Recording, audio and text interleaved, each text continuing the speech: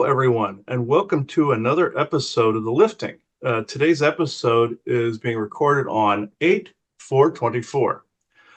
We have a very special episode here for you today with Clinton Diong. Is that how you pronounce your name, Diong? Yes. Of The Fruit of Knowledge, psychedelic research and sales. This is a great theme to go with today. Before we go into any further, we need to open the circle properly. So, Joanna? Yes, and first of all, I'd like to say we were lucky enough to meet Clinton in April. I hope she doesn't mind me mentioning her name. When we were Not at at the all. conference, and we hit it off, and we just wanted to show such mutual support to one another. And since we're both all about doing our best to help people understand, to heal, to grow, what are the things that are out there that can help you? The tools that everyone knows that we try to promote, but also very interesting things that Clinton's going to be sharing with us today. And so I hope you guys will find this a very, very interesting discussion, and then hope you will check out his stuff. So with that, let me do the law of one. We are all one. And when one is harmed, all are harmed. When one is helped, all are helped. Therefore, in the name of who I am, and I am one with all there is, that only the highest good be done. We pray for you, your friends, your family, your loved ones, to let healing energies in. Let them love you, let them nourish you, and let them bring you to your highest good. We pray for ourselves, our friends, our family, our loved ones, to also let healing energies in, to let them love us and nourish us and bring us to your highest good. We ask for benevolence to come in now with no conflicting agendas, to come in to support this conversation and to lend guidance and understanding when needed. We ask them to come in and support the listeners who listen to this conversation so they can hear this conversation totally without confusion and with understanding, so they may process it to see if there are things here for their highest good. We ask for benevolence to come in and to sweep out any mischievous or malevolent type beings that wish to disrupt this conversation. And with that, and with the great blessings that we send your way, we say, so be it. So be it. So this is a very this is going to be an excellent program, folks. Like Joanna said, we met at the conference. We hit it off right away. We're all about building community here on the Lifting. So are they. So I'm just going to let Clinton. I'm going to let you take it from here. Take it away. Hey, how's it going? My name is Clinton Diong. I am the CEO and president of the Fruit of Knowledge, which is the uniting of everything that has to do with psychedelics. All the knowledge, all the connections, all the businesses, all the events, everything in one place to help give people as much information and connection with each other so that we can actually move forward with proper treatment for people who actually need it or want it. It's basically uniting the entire psychedelic world. It's a psychedelic directory, psychedelic map, basically everything we can think of to actually put in there that would be actually helpful.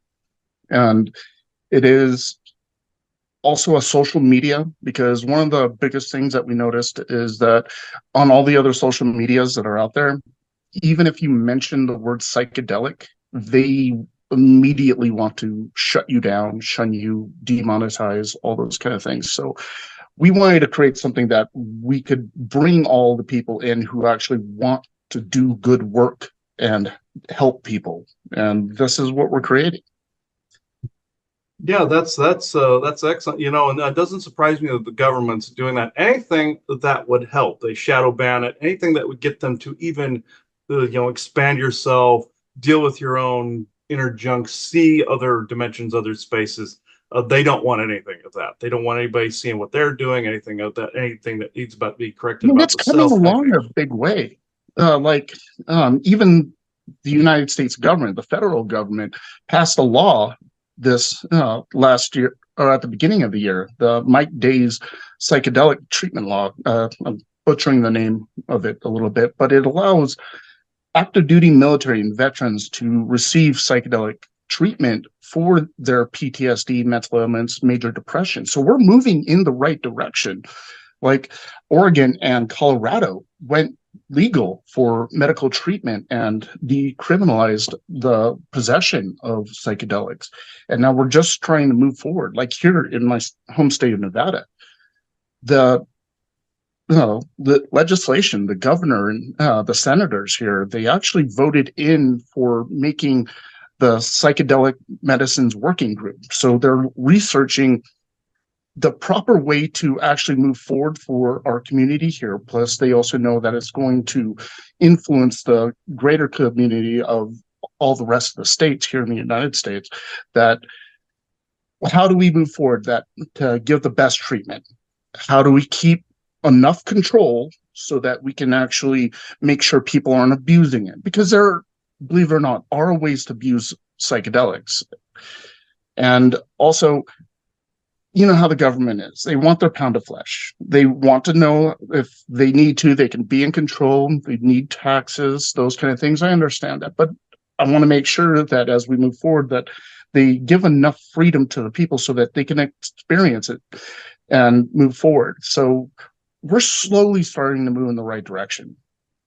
And that's good. And so, can you backtrack just a little bit to help the people understand? Because I think most people, and many of the ones that listen to us, are just thinking people doing it to do a trip, just to go out there. Their consciousness goes out there, they come back. But what you're talking about, and really why we wanted to bring this conversation up, is it's so much more than that. And there really are potential health and spiritual benefits to this. So can you kind of backtrack a little and kind of give what people normally think, an average person normally thinks about the DMT and what it's all about, and the tripping, let's say, that people have been doing with it, versus what is the use that you feel that can be out there for people's physical and spiritual growth benefits? Well, that's actually a huge multi-layer question right there, because psychedelics can be used in multiple different ways to help. You have your macrodosing, your microdosing, and then you have your various different chemical compounds and alkaloids that go along with the natural living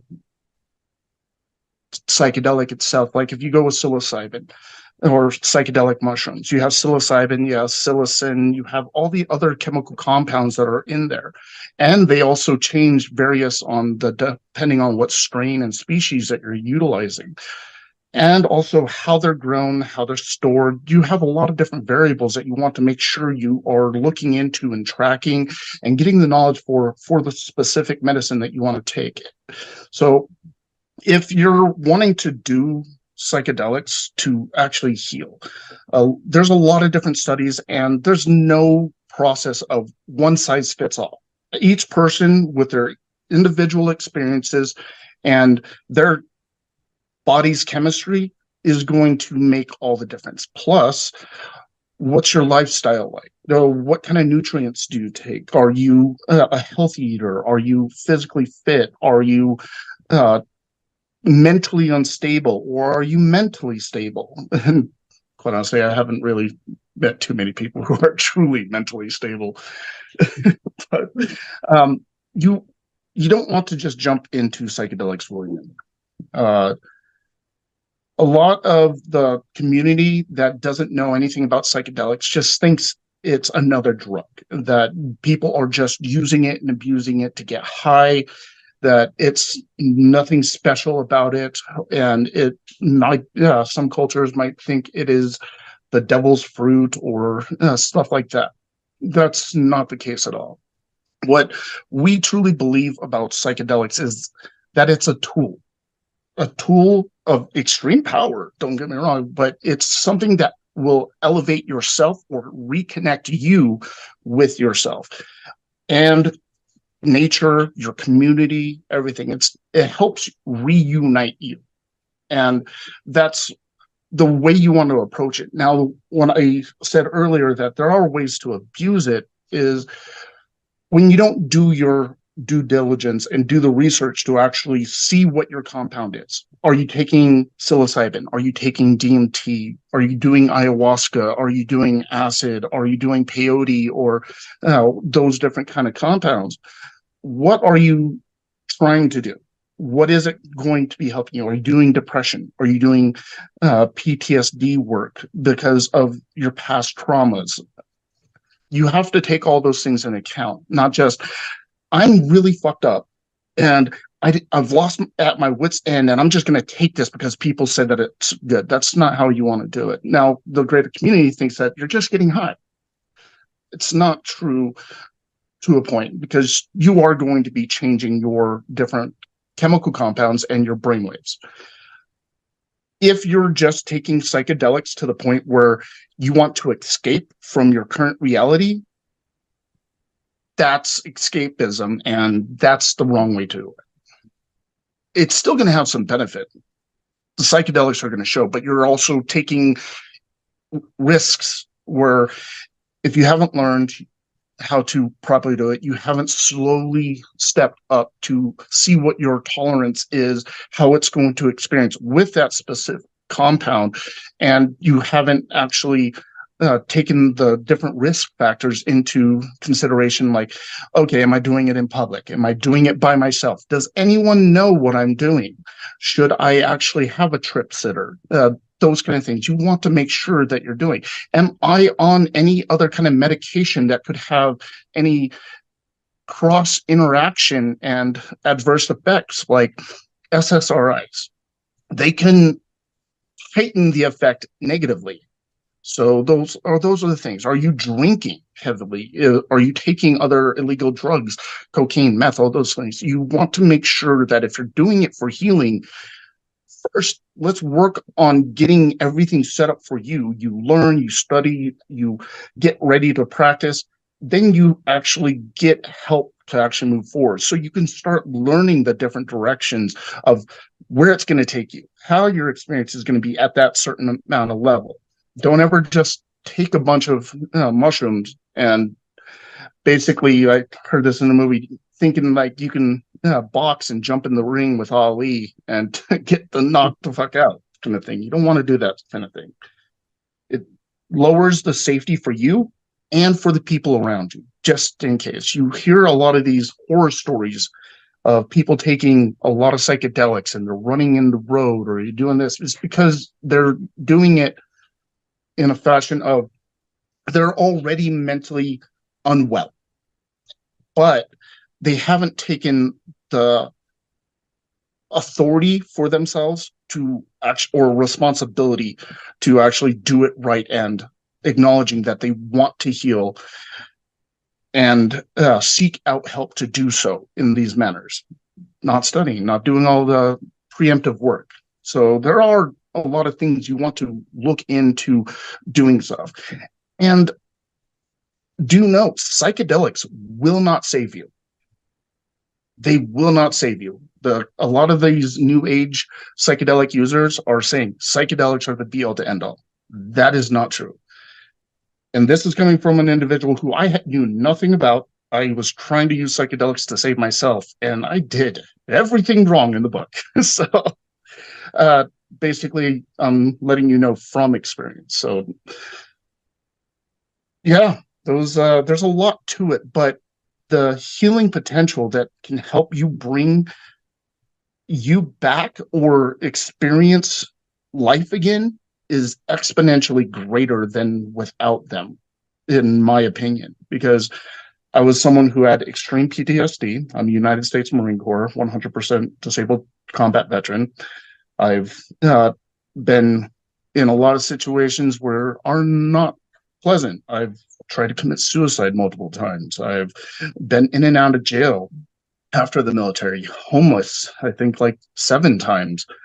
And basically almost lost my life because my mental instability at that time, which I was not acknowledging, not really. So it basically was still my fault for, even though we were going through a lot of things, the first step is take responsibility.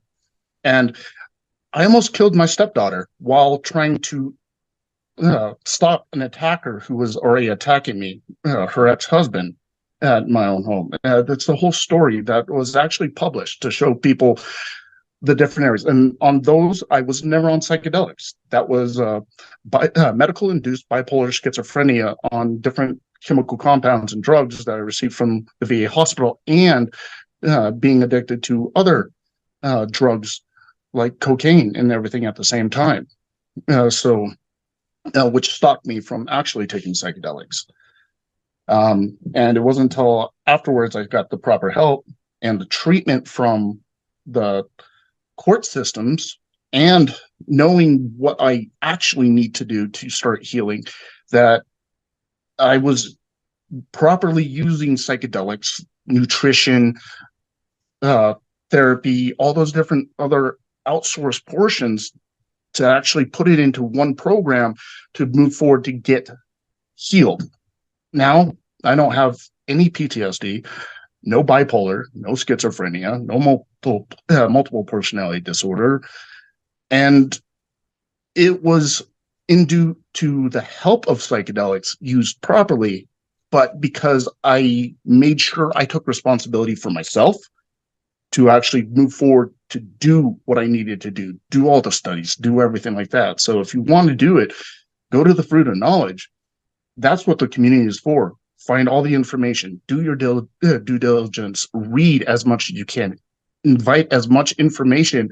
It doesn't matter if it's on one spectrum or the other, left or right, or find the information that actually makes sense and works for you.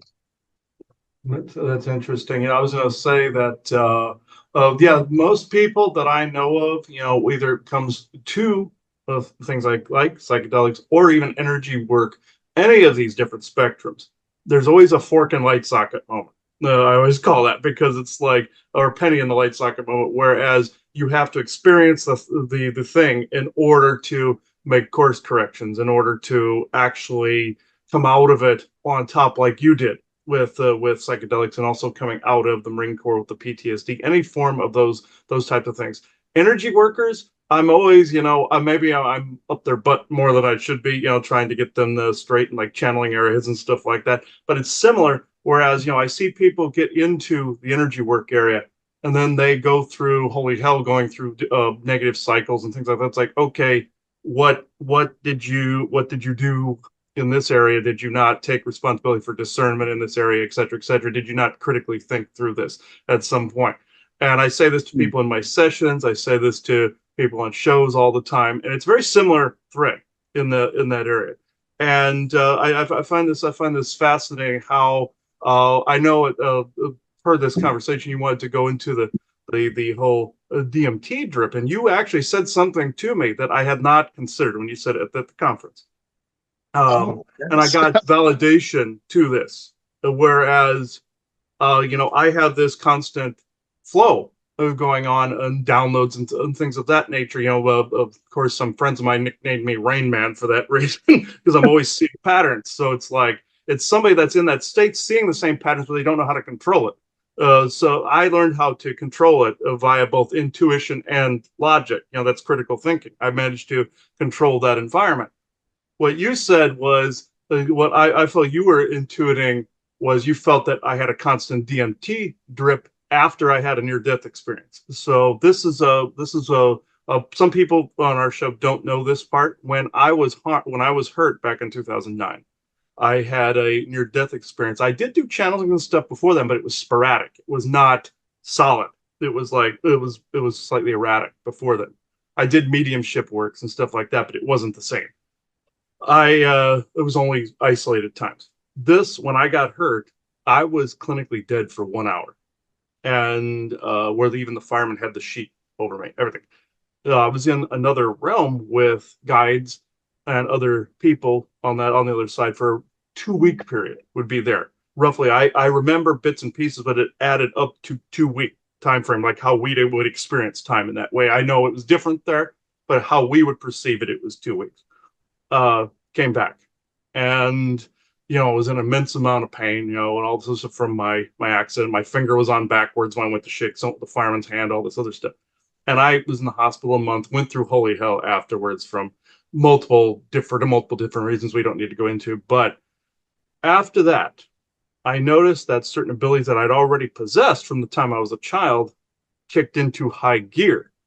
Then you validated at that moment, or it's a synchronicity as far as I'm concerned, because spirit guides us to these synchronicities all the time, where it was a DMT drip that came from my pineal and went down into my body. But in mine, I always had that constantly on.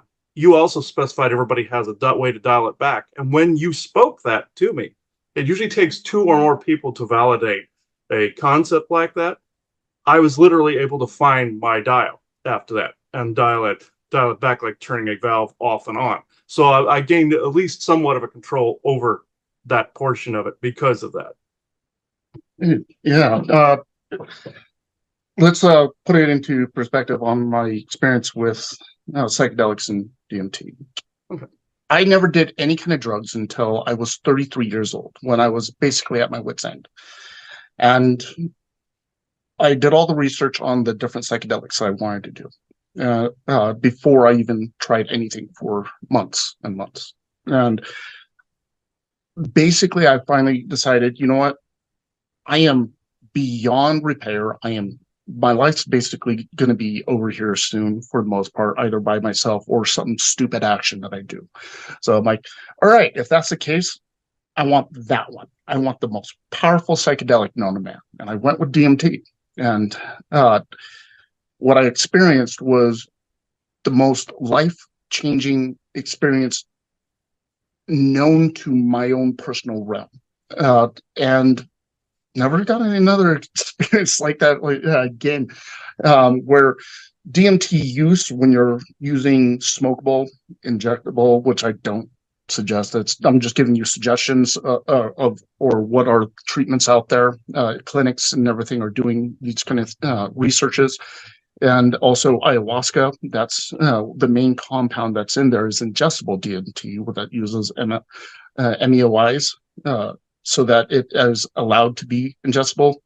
But the strongest version of that is smokable DMT. So that's what I started to do first. And it changed my life starting at that point. And that's where I started on this journey to learn and start going down the rabbit hole of why does this interact and what's the connections.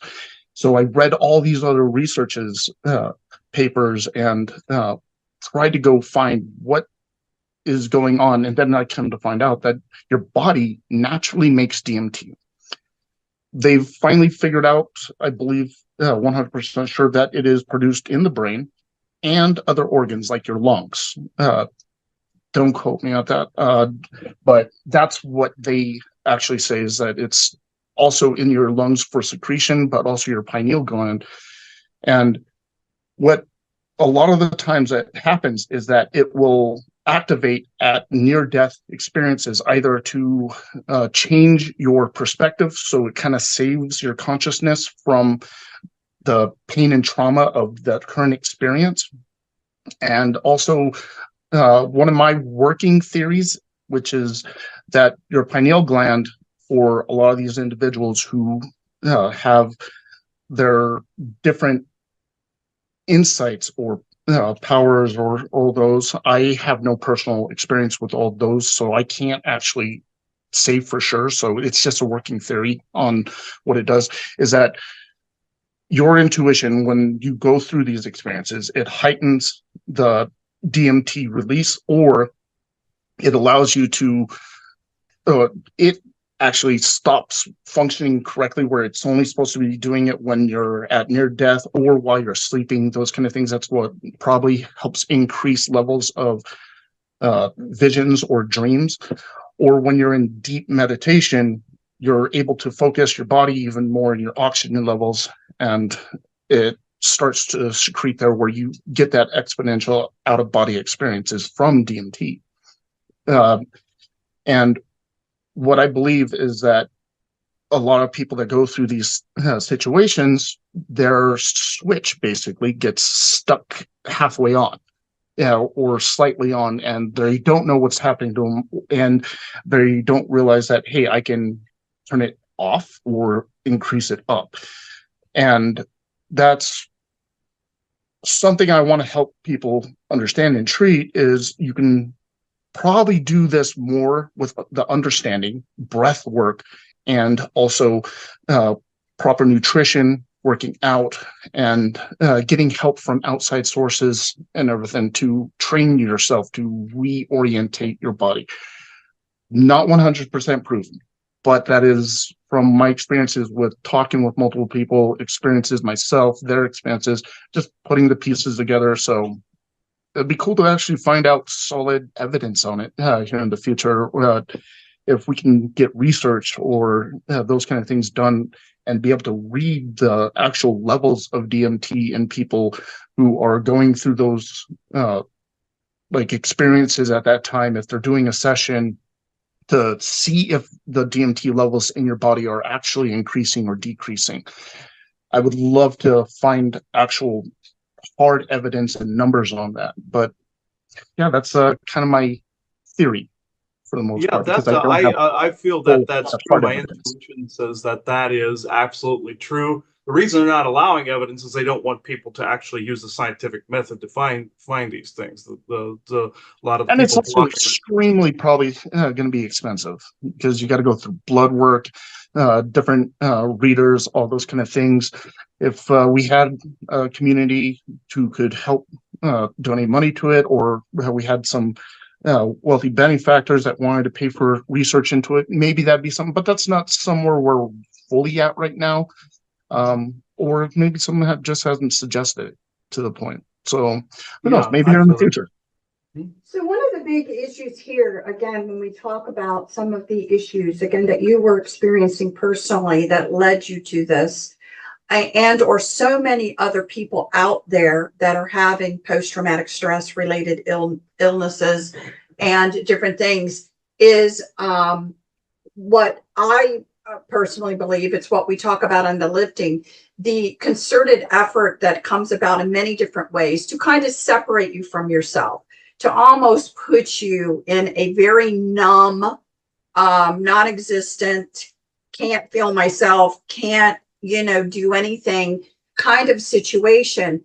And as we talk about that, we say, you're really a much greater being than you can ever know. You can't stuff all of that into your personal skin suit that you're in right now, but you have a part of it. And so for me, who believes that everything is a spiritual journey, whether you're religious or not is irrelevant, but that what you're actually, talking about is taking it, being at a state where you feel just so disconnected, and not may or may not even realizing, feeling the biggest disconnection feeling is from your own self, or your perceived higher self, or your perceived. And in that state, the vulnerabilities that can happen with other types of, let's say, mental illness that can creep in, which unfortunately may not be aided, and it's not helping necessarily when you just throw medications at it, although sometimes medications are beneficial for a moment. But how do you then get that reconnection to be able to see life in a little bit better way and to feel certain connections? How do you do that, basically, in order? And this is what this conversation, in my opinion, is more about. Did we lose some? I think we lost. Oh no, I hear you. You're here. Oh, You're froze on the you screen. froze on the screen. Oh, So really? one of the interesting conversations that we were having, and why I was so supportive of this, is again that I think that we've always believed, when we were there with the lecture that we gave, with everything we did, we wanted to give people what we felt was a bigger picture understanding of everything.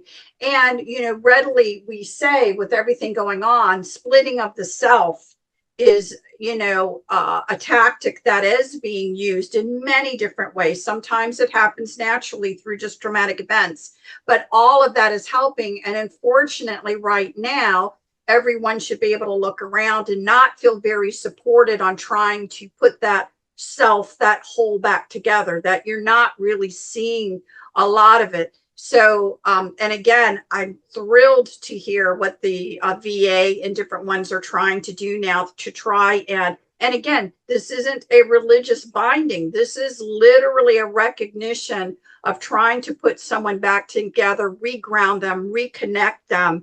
And what people may not realize, in my humble opinion, is the reconnection of them to their higher self, which then helps them reconnect with purpose, with understanding, with these different things that they became so far disconnected from. I mean, that's my opinion of the big picture of really what's going on. I don't know if you feel that in this process you were trying to reconnect in that way to yourself. I am curious what you think. I didn't even know myself during those times. I had no clue who I was. We are more connected now as a society than ever before in history, but we are also the most disconnected in history. People are distracted left and right. Their phones, their computers, their job, their families, their everything else. I truly want to actually get people to understand that selfishness is actually healthy and it is needed.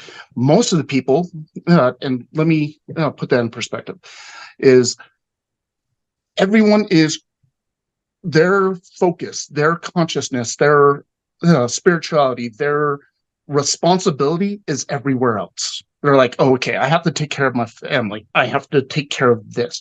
I have to be a part of my religion. I have to be a part of my job. I have to worry here. And there is no instance that they actually talk about, I need to be a part of myself for the most part. And I'm not talking for, say, hateful or negative versions of selfishness. Like, fuck them, it's all about me. No, it's like, without me, there is no them. If you realize that in your experience of our existence, your experience, because you're a sole individual, is more important than your experience as the rest of the community. Because without you, your understanding of the rest of existence does not actually happen. It's not actually there. So if you, most of the people that are hurting are worried about what's happening over here, what's happening over there, or what happened in the past, instead of who am I personally right now to be loving selfish and concentrate on healing me. It's kind of like, imagine our solar system. If the sun all of a sudden disappeared, what would happen to every other circling ecosystem in our solar system? They would absolutely be non-existent anymore. They'd fly off in all different directions because the sun that is holding our entire space-time continuum here for our existence is gone. So, and in their reality, the other person, like for say my wife, her existence should be her first, because without her, basically I wouldn't have her anymore, or she wouldn't have me. And if you think on it in a positive way, I need to help and heal and control myself first, that then I can do the next round and help and heal my family, and then help and heal my friends, and then help and heal my community, and help and heal my state, and help and heal my country, help and heal my world. Most people don't think about that. They're like, their self thought process for them in a loving way is, let's go think about the country only. And maybe if I'm thinking about myself, it's because it's on a negative aspect instead of on a positive aspect, and healing myself so I can do better for everyone else. Instead of the negative aspect is like, oh, screw everyone else, it's only about me. Because there's two sides of the coin. Which side do you want to actually do to have the greatest benefit for yourself and for everyone else around you? Now, I agree. Right. Yeah. Most people also, their life experiences or the things that are going around, you can't get rid of all those because those are also sacred individuals. They're soul individuals and beings who are also the center of their universe. That's a lot of things that with people with trauma like myself is all I could think about or be attached to was enslaved to the experiences of the past so that I could not enjoy the present of who I am now and also focus on the future. I was only on the past, so I could never really truly evolve and heal. And most people that I talk with and everything, instead of understanding the past and learning from the past and using it as fuel and energy and changing my perspective on the negative portion to what can I do to understand it was a bad situation, or how do I change it into a positive understanding so that it doesn't control my life now? It enhances my power and my strength now so I can have a greater potential future. But that's what people need to understand with those different kind of disconnects. And how do I want to state this is most people with their traumas need to understand that you have to let go of the victim mentality if you actually want to heal. You have to take full responsibility for everything that happened in the past. And let me really clarify on that. Everything in the past probably wasn't your responsibility. You had no control of it. It could have been rape. It could have been murder in the family. You could have been all these other things that you're not responsible for. Let me make that clear before I get like hate comments or anything. What you are responsible for is how you utilize that experience, that knowledge to strengthen yourself, learn, and make sure that it is utilized for the betterment in the future. That's what taking responsibility for it is what I mean. In no way was it your fault, or hopefully it was no way your fault. And that way you dechain yourself, you become free, you are no longer enslaved to that experience, and now it is utilized for your strength instead. And you don't need psychedelics for this. No, and in fact, Psychedelics. that's really what you just explained in a beautiful way is exactly what we say forgiveness is. Forgiveness is not about accepting that you accept that rape was okay, or you accept this, or that you even have to say, I'm going to be buddies with someone that did it. It's nothing to do with that. It's about the chains that bind. And if you have to find a way to be able to look at that experience, take from it what you need to move forward in that positive way. That is actually what forgiveness is all about. You're forgiving this event in a sense in order for you to move forward from it because you're the one bound to this. And And so I agree absolutely completely. have hate for that event. Hate is a Yes. positive feeling. Utilize it, but don't be enveloped by it. They're Like, consumed by it, exactly. Yeah. yes, fuck that event. That was horrible. That person is absolutely trash. But then if you stay that and you're like, oh, and then you get enveloped by that hate, that's still enslavement to that thing. It's like, seriously, fuck that person, fuck that, all that.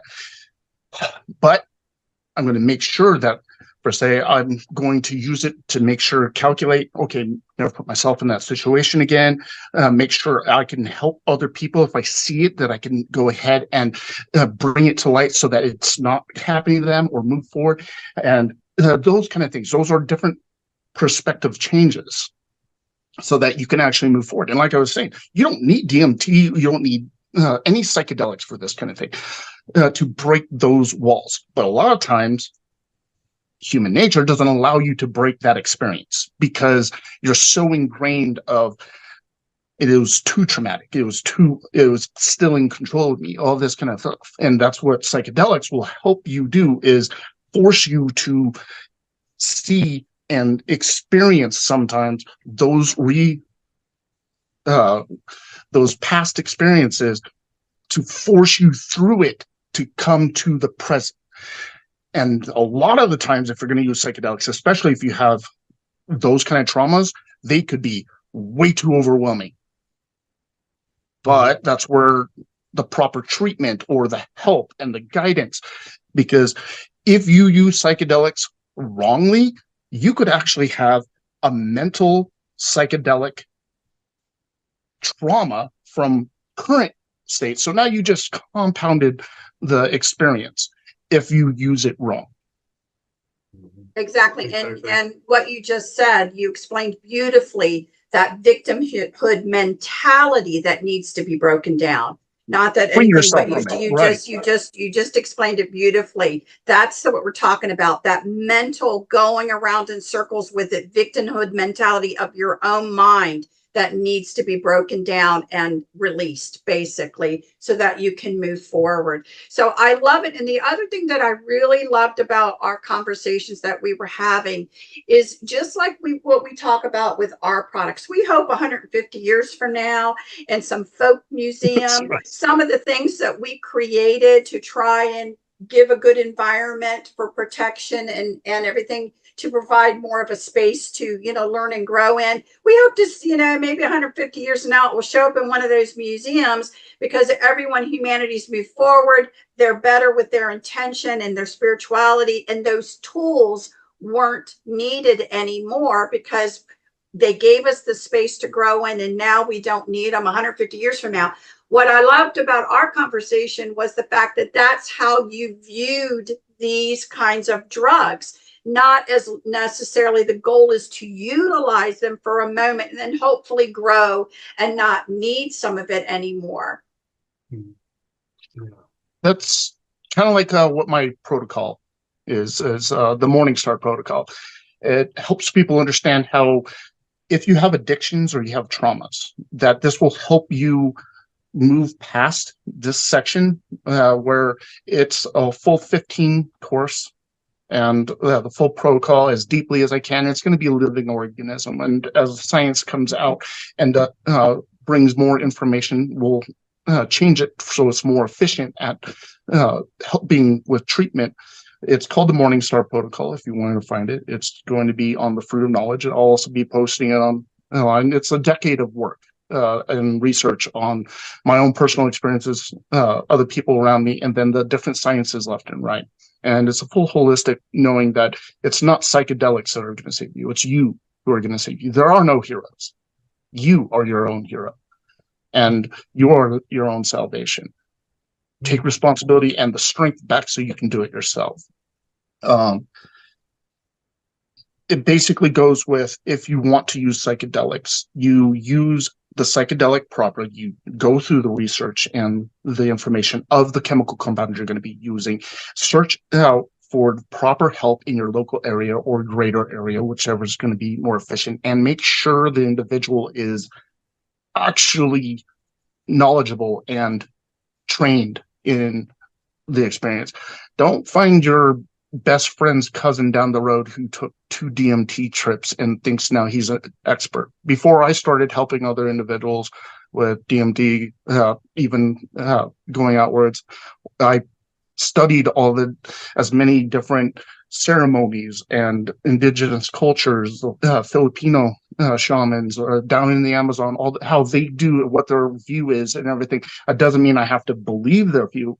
It means I have to understand the treatment process, what it's going to do in your body, what it's going to do to your spirit, your soul, your consciousness, what are going to be the endangerments. And probably one of the biggest stupid things I ever did was use myself because I thought it was, I didn't know any better, and I was pretty freaking dumb. Is, you know what, fuck it, I'm going to do this 100 times more than anyone else I treat, because, which had logic behind it, is I want to help treat you. I need to be able to know what you're most likely going to go through. And if you go through these negative experiences, how to help you go through that. And then what's all the knowledge that goes through it. So I pushed myself beyond the limits. Like DMT, I've probably had thousands of breakthroughs, and that's actual breakthroughs. There's different experiences, like you have your waiting room, you have your first gate, second level, third, fourth, fifth, per se, on the intensity and the in-depth and the realism of the experience. Those are different things that you will go through. And then what's the person's actual thought process like, all this. And I wanted to force the limits, and it probably wasn't very intelligent of me to do so. The So bulldozer that technique. I've done the bulldozer technique in multiple respects. That's also nicknamed the fork and light socket technique. So it's like because that's where I was with some of the energy work. I've also known people on the other end that do marijuana and CBD have a similar thing happen. If they have a trauma, it presents that first, and and they don't know how to regulate it on that end either. It seems to have more of a punch to the face, in my opinion, on that end. I used CBD for a while. I noticed my brain couldn't handle it after a while. It kind of put me in a weird in between state. And I know from some experience now, I can't prove this part, but I know when you enter a certain state, you're in between alpha and theta. You're somewhere closer to theta, somewhere in there. And then when you're in between sleep state, you're in that space too. right. Kind of like with different forms of psychedelics, it lowers different interactions with how your normal pre-programmed or current programmed functionality of how your brain operates. It decreases the brain function in that area and hyper increases the connections to other areas of the brain that your brain normally wouldn't talk to. So it has a lot of potential for healing and creating new neuron connections in the brain, and also helping with mind-body connections. So a lot of athletes are also utilizing psychedelics for these kind of purposes. So you get more in tune with yourself, especially if you're in sports, all those kind of things, and to where your body feels like it's actually working more efficiently. Now, if you're taking more psychedelics, you think you're like the Flash and you're going, but you're like, whoa, you're just doing stuff like that. So be cautious of how you're utilizing the psychedelics in those kind of things. Know that it's probably not happening how you're experiencing it. But if you use it in different versions of microdosing to macrodosing, and properly utilizing the psychedelics as medicine to heal instead of escapism to heal, which the difference is you're taking the information, you're studying, you're looking, you're at all your mannerisms without it, with it, what you are intending it for. You're go ahead and you're using a proper program instead of, oh, you know what, I'm going to go willy-nilly, I'm going to take the medicines. You're not taking responsibility for yourself to do due diligence in all those different aspects and moving forward. And like I was saying before, you don't need psychedelics, but it helps. But once you get to that certain level where you don't need it, because the ultimate goal is non-utilization of any compound. So that's what the Morningstar Protocol is all about, is intense work throughout hopefully a month, 2 month, 3 month period, and then decreasing so that you can actually move forward with having a full, healthy, rounded life and integration with reuniting with yourself so that you can move to the next level, being fully reunited with your family in those portions of understanding of, now I'm full holistic myself, I can be full holistic with my family, my friends, my community, those kind of things. So that afterwards, you don't need them. Like I used to take massive amounts of psychedelics continuously and had no healing properties because I wasn't using them right, until I actually started taking responsibility for myself and moving forward to doing it, and then tapering down, which when I mean tapering down, you're not trying to decrease the amount of psychedelics because your body's addicted. It's slowly getting your brain to enact on its own with the programming that you gave yourself. You're training yourself in the way that you want. And that's what psychedelics are going to be doing, because it's allowing your brain function to flip and flop in the different directions. And if you guide them with a natural regimen, you will start to heal more efficiently. Yeah, I completely agree. People are always, thinking that, they want a crutch in this area. They want something to do something for them. It was like that in the paranormal field as well. When I was in this, I noticed a similar pattern where when I did paranormal research, there was the energy side and then there was the scientific side as well. And people would over abuse the devices, hoping that they would connect with their deceased loved one somewhere. They were missing the person, and it became an addictive, I'm using this constantly, It becomes and it's the same thing. mental and emotional addiction instead of a body high addiction. Yeah, and then it brought in other entities, brought in other things that could harm in that capacity, in an external capacity as well. And I noticed the same pattern in all of these different areas, came to the same conclusion. It's somebody looking for an external source to save them in some fashion or form, to get rid of a trauma or get rid of something they didn't want to deal with. And that is the worst place you can be. And I saw this match in almost all of these fields. It came to the same conclusion. And where people are waiting for Superman, basically, and thinking they're powerless. There were shows out years ago. There was a documentary called Waiting for Superman, where people were doing things for themselves. There was a show called Powerless at one point, where they were trying to psychologically say people were powerless without the hero or superhero. Bad message right there. It was, and I hated that. And they canceled the show after they tried to link it to Batman and Superman and whatnot. I hated the message because that got people to look up for their savior and not instead of looking in. Instead of looking in. Yeah, almost definitely. This Kind of like what I, Hmm? kind of like what I did This originally. reminds me of an episode that we did, and I know it's going to sound. I'm gonna try and do this really, really quick to see that, so you can see the connection.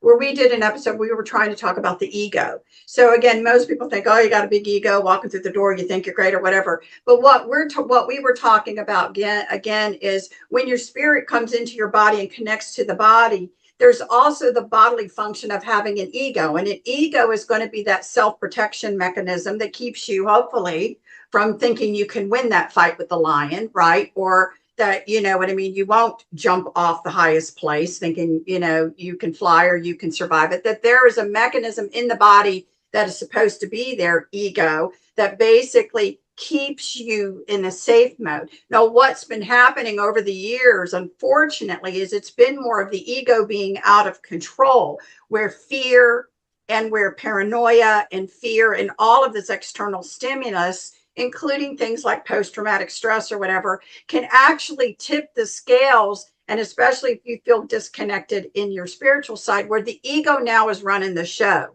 And so, you're having this horrific disconnect, and basically you're in fight or flight all the time, or can be put there just like that, where, you're in states of paranoia looking for the next thing to harm you. Because that's an ego out of control from how we try to explain it. And part of the goal when you're having this human experience is that connect is, how does your spiritual side now, which is supposed to be keeping everything in check and keeping everything and calming ego when it's getting out of control. So part of this experience, in my view, is about if people need it, is about basically putting those types of things also back in balance, so that it's not the ego running the show. When you said about the sports people, that's when it clicked in my mind, that because again, here you now have people involved in sports who want to be able to bring in the spiritual side to really be able to, in a state, more be in charge of the bodily functions, be it running or being whatever, and pushing that limit of the body and having the ego a little bit more in check to find that proper balance where the spirituality mind, is body, going soul. in. If any of those are out of check, you're in a state of chaos. So Exactly. that's why you're trying. It's kind of like the whole trauma portion that is going on with uh, people nowadays, no matter what, if it, the trauma in the past, trauma currently, your self-ego out of whack, your body is in pain. The gateway drug is not other drugs, it's pain. It's mental pain, it's emotional pain, and it is spiritual pain.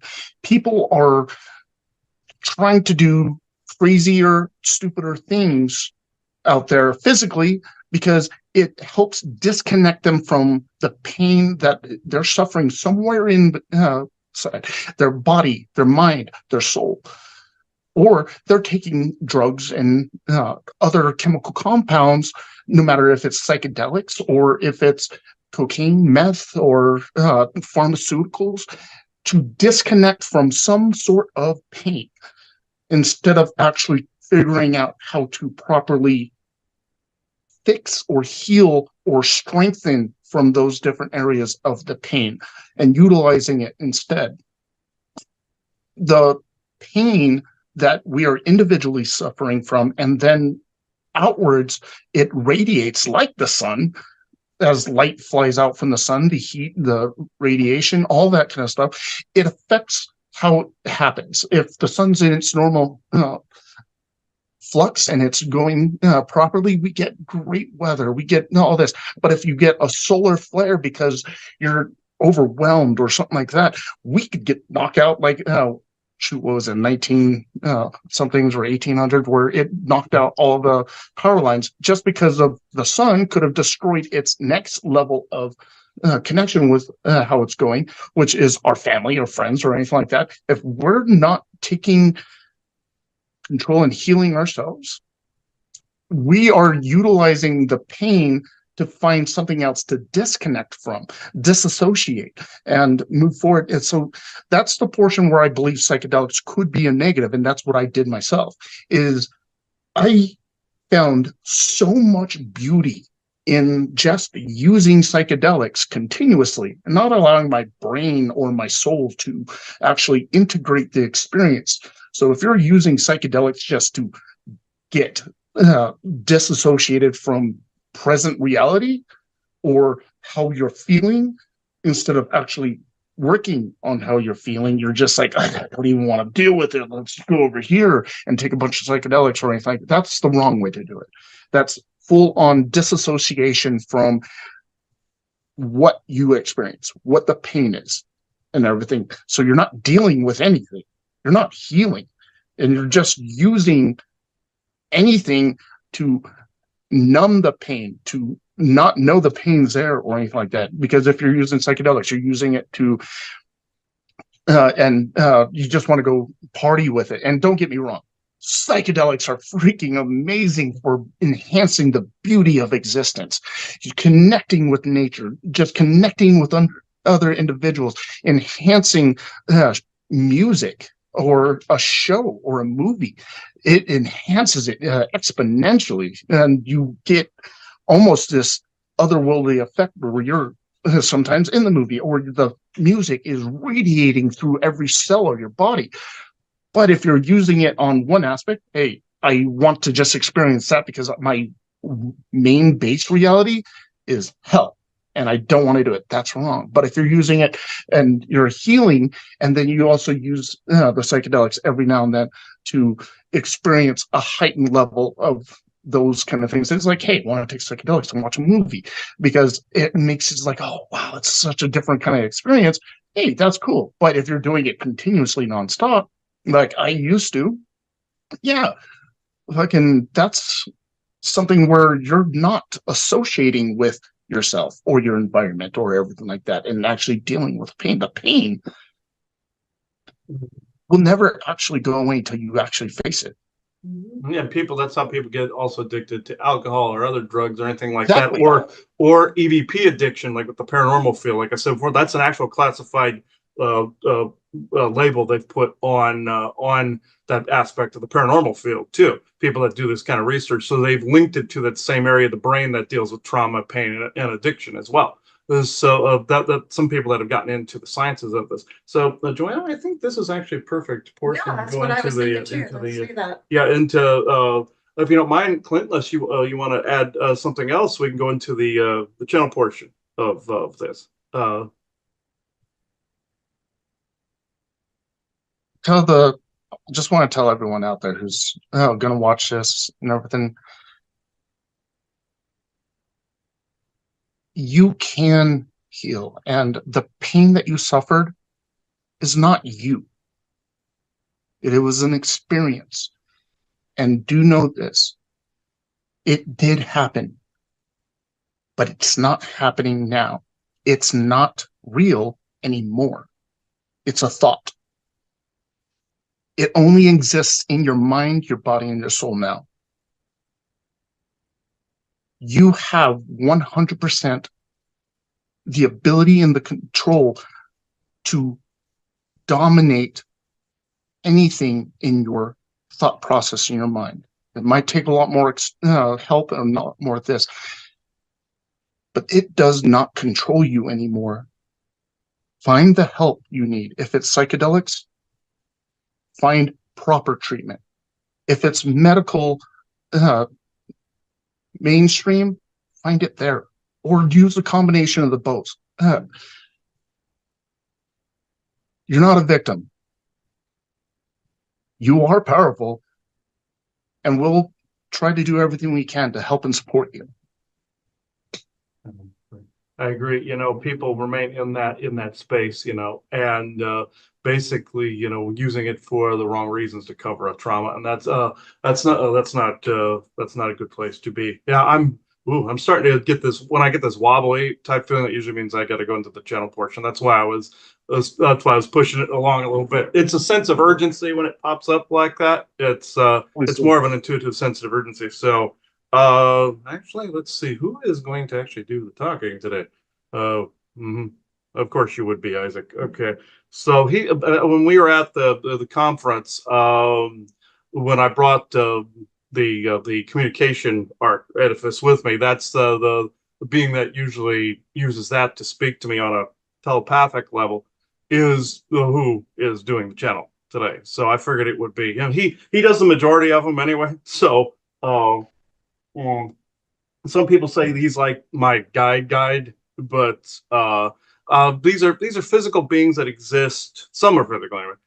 At least with him, it is in a different frequency wavelength. It was like that with the forest. Some of the forest people, like I showed that picture of Fuma at the event and everything. It's like that.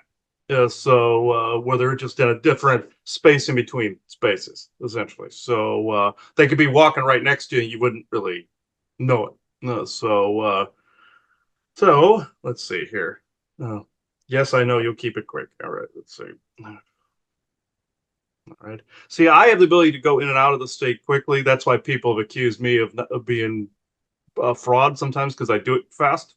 So it's like no, people have people have to go into the trance slowly. It's like, no, that's you. That's not me. I do it fast. I'm able to do it quickly. So okay, Isaac, do that crystal if you would, please.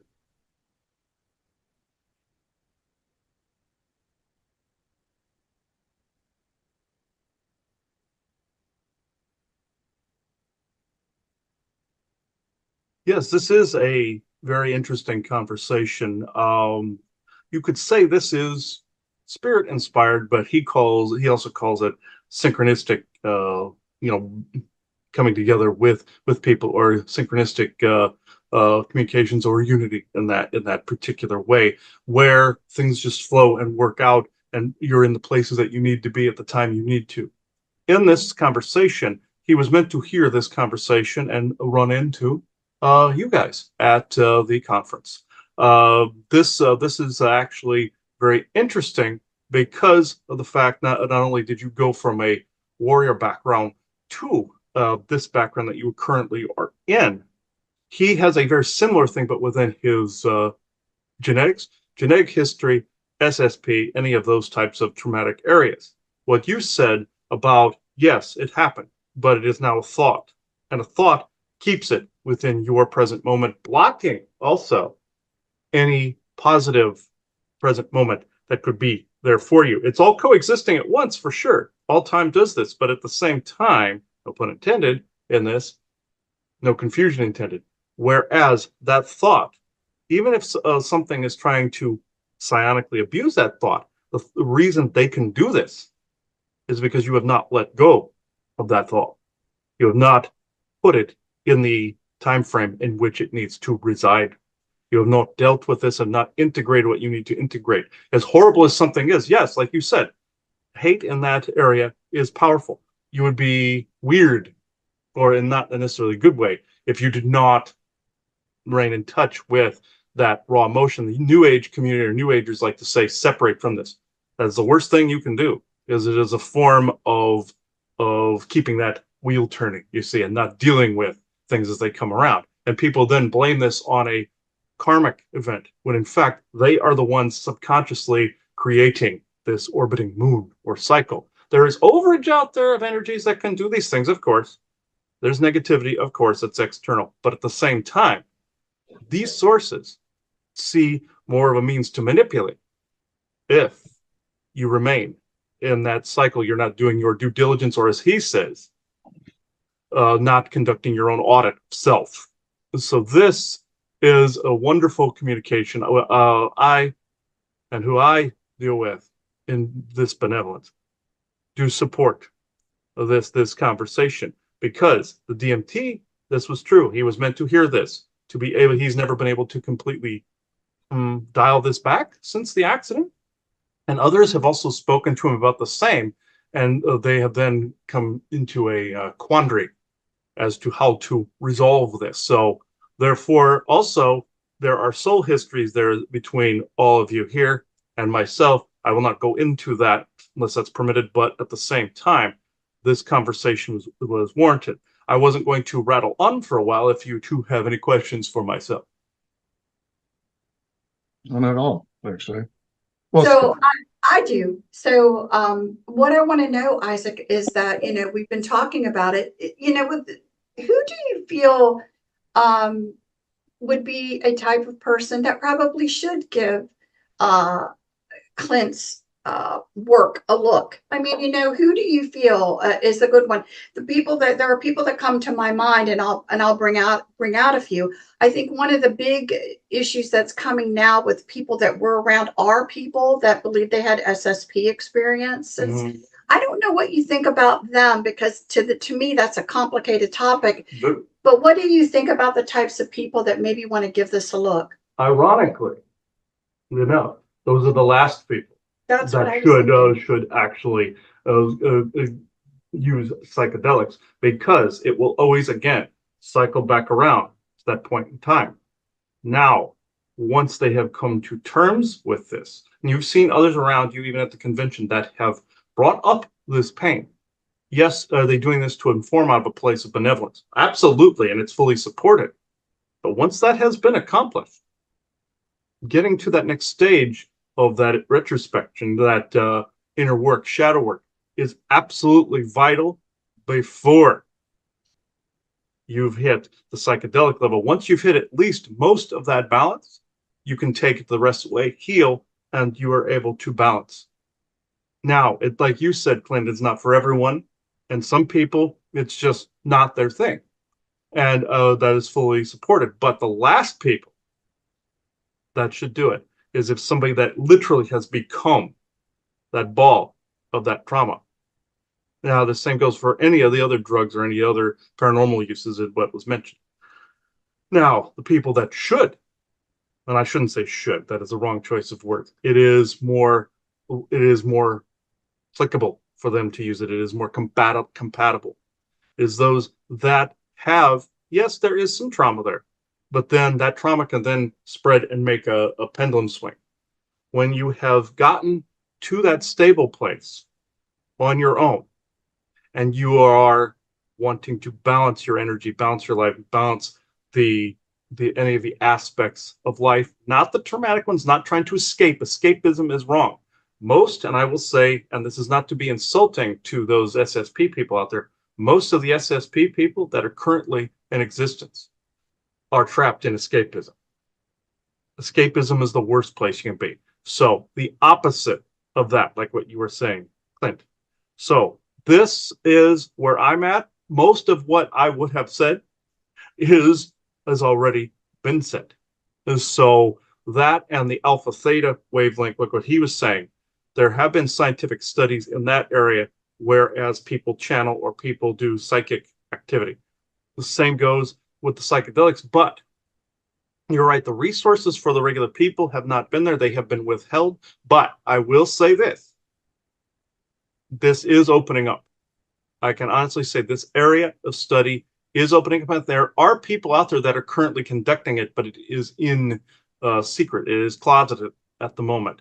They are attempting to better that community by working either in a secret project or by themselves studying this to the point of critically thinking their way through this. But you have a society that's either divided in the energy worker or the skeptic side.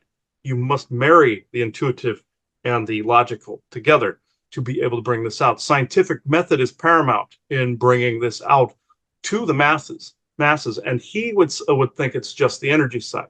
It is actually proof of concept. This is he may be shocked by me saying this, but the proof of concept is where this is actually warranted. So if there is no further, I can detach at this time. Yeah, thank you. So one last thing, don't just look at the protocol and do it. Read the entire protocol and then go do some more research. It's not the be all to end all. It's just a starting point. It's just a guide. Make your own decision. Do your own research. Yes. Take responsibility for your life and your existence. Yes, I couldn't have said this better. You see, also those that depend on us who completely are not in the right place either. They have to be taking responsibility for self as well. So I will detach. Thank you as well.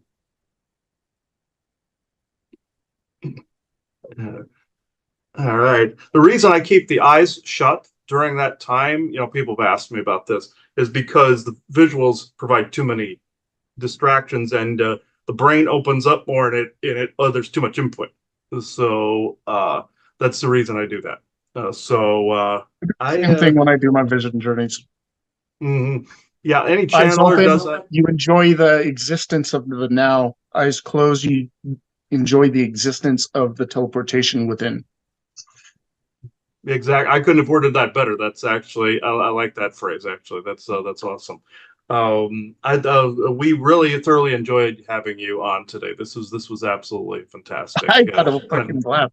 I've missed you guys since the conference and everything. Yeah. I still remember the night that after we had dinner, we went out to the beach and just talked in the waves, just standing there for it was like an hour. We were just there. It was surreal. It was beautiful. Yeah, I personally needed that too. Where to reground and having that flow and camaraderie was what was needed. And I absolutely loved that. And we loved meeting you guys. We've missed you guys since we've left there. So to our viewers watching this was an absolute awesome experience with him and his wife, April, at the 2024 Disclosure Now conference there at the Serata. It was awesome. So unless you have anything further, Clint, we can close the circle for this. Like you and I did. Again, we don't come from the same backgrounds or the forms of treatment. You guys have never done psychedelics, and I have experienced all those different kind of things. I've never experienced those different kind of like energy work or stuff like channeling like you do.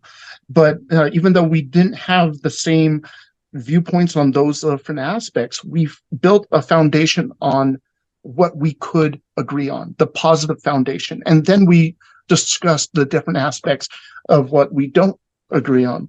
First, build on positive foundation.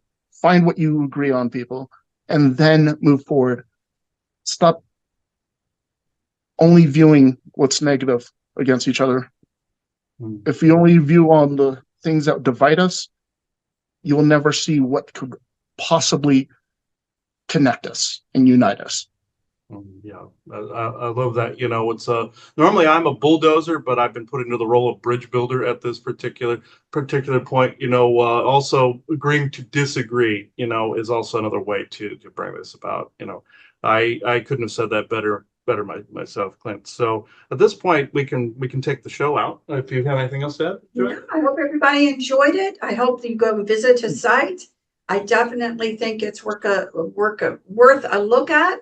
And again, it may change your current thought process on what we're talking about with the use of these drugs for healing purposes.